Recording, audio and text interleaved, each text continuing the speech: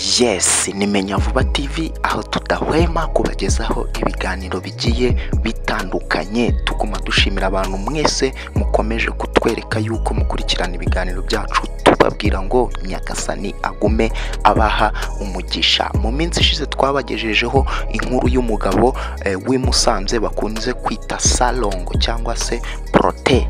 Uwo mugabo yavugaga yuko atunze abagore 7 bose ndetse ateganya no kuzana abandi 4. Uzi byabaye?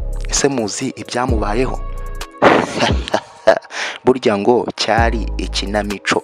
Ni Menya Vuba TV. Niba utarakora subscribe, ukora subscribe, ukore no kunzogera iri ku ruhande kugira ngo utazajya ugumucikwa n'ibyiza byinshi tukugezaho. Uwo mugabo yavugaga yuko afite abagore 7 ateganya kuzana abandi 4 ndetse ko bafitanye abana 17 bose. Yavugaga bose ko babayeho neza ndetse ko abatunga bitewe n'imbaraga zidasanzwe akomora ku bakurambere. Ariko byose yabivugaga ari ukugira ngo yubake izina ndetse agume kumenyekana. Ati byagenze bite? Mije Prof yanyomoje Maniragaba wigambaga ko atunze abagore 7 mu rugo rwe. Ese byagenze gute? Minisiteri y'Uburinganire n'Iterambere y'Umuryango Mije Prof yanyomoje amakuru ya Maniraguha w'i Musanze wari umaze iminsi avuga ku mbuga nkoranyambaga no kubitangaza amakuru ko ari we wa mbere mu Rwanda utunze abagore benshi, aho bari baramushyizeho izina ryande rya Muswati wo mu Rwanda cyase Muswati w'i Musanze, aho yivugiraga ko afite 7 akaba afite intego yo kuza rambagiza abandi 4 akuzuza 11. Maniraguha Prote usanzwe ari umuvuzi gakondo uzwi nka Salongo Mayanja, atuye mu kagari cya Bararika umurenge wa Cyuve w'akarere ka Musanze. Ubwe yemera ko afite imbaraga zidasanzwe zikomoka ku bakurambere ari nazo zimufasha gutunga aba bagore nk'uko yabyemereye itangazamakuru mu mashusho yafashwe na Igihe ndetse na Freemax TV. Yaravugaga ati njyewe ndabahahira bose. Ndetse hari n'indi nkuru twabonye koko ku Gihe nayo yasohotse avuga ngo uburyo buri mugore akwiriye nibura ko babonana umunsi umwe. Urumva ko afite 7 mu cyumweru, buri mugore babonana rimwe. Ndetse abo bagore bagaragaye bavuga yuko ngo bateka ibiro 20 ku munsi. Saa sita barira hamwe, then ninjoro akagenda ahitamo uwo bajya gusangira. Maniraguha Prote yemeza ko aba bagore ko ari 7 abatungisha amafaranga akura mu buvuzi gakondo kandi bakaba babayeho neza nk'uko nabo babyiyemerera. Umugore mukuru witwa Umutesi Nadia avuga ko bamaranye imyaka 16 bakaba banafitanye abana 4 kandi kimwe n'abandi bagore bagenzi be bakaba batajya bagira ikibazo cyo guharikwa na Maniraguha. Nyuma yuko ayo makuru asakaye hose y'uwo mugabo Maniraguha bakunze kwita Salongo agaragaza yuko rwose afite imbaraga zitangaje, Minisiteri y'Uburinganire n'Iterambere y'Umuryango yatangaje ko inzego z'ibanze zahise zitangira gukora ubugenzuzi mu karere ka Musanze zigasanga ibyo Maniraguha avuga ari ibinyoma. Bamuguye gitumo cyangwa se batahuye yuko ibyo yavugaga byose byabaga ari bya bindi tujya tuvuga ngo reka twandike izina vuba vuba maze batumenye. Nk'uko ari umuganga urabizi yuko iyo wanditse izina abakugana baba benshi, utangira kugira igitinyiro bakagira ngo koko uri wa muvuzi utajya unanirwa cyangwa se umuvuzi ukora ibintu bitangaje. Nk'uko yavuze yuko iby'ubuvuzi bye abikomora muri Uganda. Murabizi yuko muri Uganda hakunze kugaragara abapfumu benshi cyane. Iyo umuntu yaravuze ati ewa imbaraga zanjye nazikuye muri Uganda kaza nitwa Salongo, ntago biba byoroshye. Minisiteri ikoresheje Twitter yagize iti Maniraguha afite abagore 2 babana batarasezeranye. Abandi bagaragaye mu mashusho sabe ahubwo bemerewe ikiguzi kugira ngo bafatwe amashusho bemeza ko ari abagore be.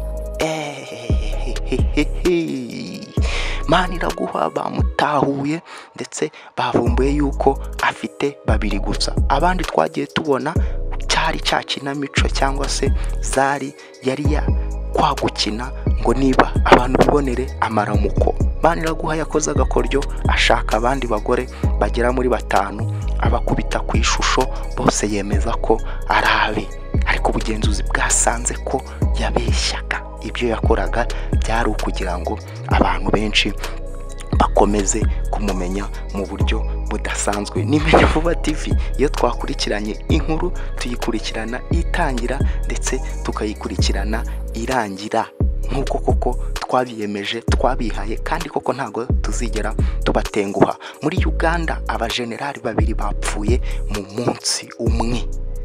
Birababaje.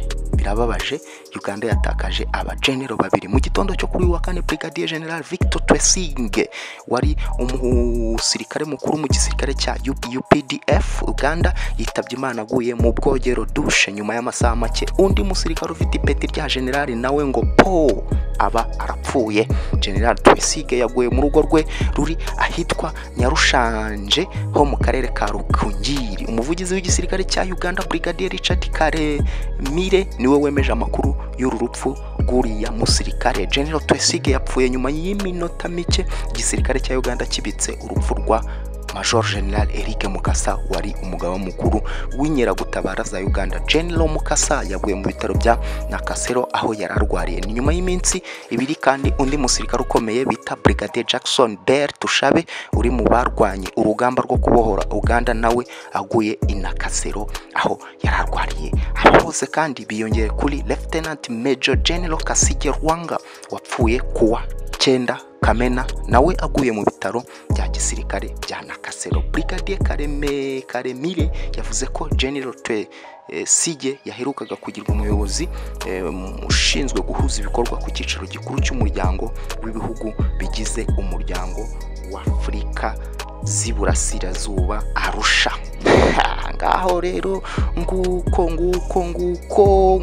umugabo w'umuhinde w'imyaka 30 wagaragazaga ibimenyetso bya coronavirus yapfuye nyuma y'iminsi 2 gusa akoze ubukwe asiga yanduje abagera ku 100. Abo mu muryango w'uyu mugabo babwiye ibinyamakuru byo mu Buhinde ko yiyumvagamo ibimenyetso bya coronavirus ndetse anabimenyesha umuryango we ko yumva atameze neza, gusa ntibabasha kumwumva. Bamwe mu baturage waganiye na Indian Express yagize ati umuryango we wamubwiye ko utamwemerera kwirengera igihombo cy'amafaranga wamaze gushora mu myiteguro y'ubukwe bwe. Iki kinyamakuru gikomeza kivuga ko uyu mugabo apfuye nta suzumwa na rimwe yakorewe. CBS Newsroom yanditse kivuga ko umuhango w'ubukwe wari witabiriwe n'abagera kuri 350. N'inshuro 7 zabo leta yo meje ko bagomba kwitabira ikirori nk'iki kuko ubusanga ubukwe butemere kurenza abantu 50. Mu bantu 300 babashije gupimwa abarenga 100 muri bo basanganwe coronavirus ndetse bakaba biganjemo abari abashyitsi bimena n'imiryango y'uyu mugabo wapfuye. Umuyobozi w'umujyi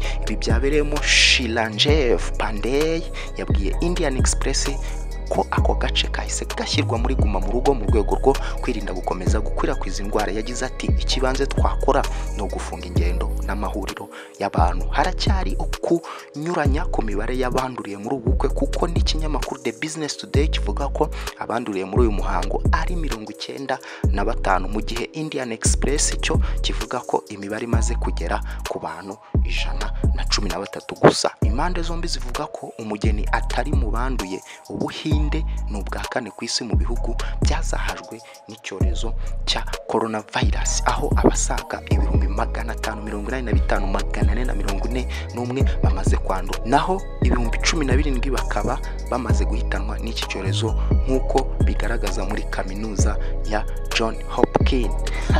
Twavuze ku nkuru y'umugabo wabeshyaga abantu Maniraguha Prote wimusanze ko afite imbaraga zidasanzwe ashobora gutunga abagore bose 7 akabateganya no kuzana abandi 4. Byari ibihimbano. Turongera tugenda muri Uganda dusanga aho abagenero 2 bose bapfiriye umunsi umwe. Inkuru rwose iteye agahinda aho nuwo bita Kasige Rwanga ku itariki ya 9 Kamena nawe aherutse kwitaba Imana. Twongera dusanga indi nkuru yavugaga ko mu Buhinde umugabo asize yisasiye abantu 100 bose abanduje coronavirus mbere yuko yitaba Imana yendaga gukora ubukwe.